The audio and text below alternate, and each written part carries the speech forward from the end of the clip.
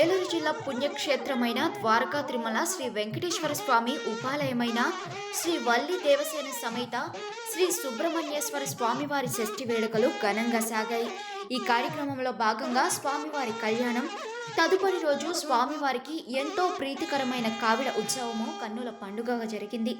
ఈ కార్యక్రమంలో భాగంగా పిల్లలు పెద్దలు కావిడి మోస్తూ హరోం హర అంటూ ద్వారకా తిరుమల పురవీధిలో మేళ తాళాల నడుమ ఎంతో ఆధ్యాత్మికంగా సాగింది.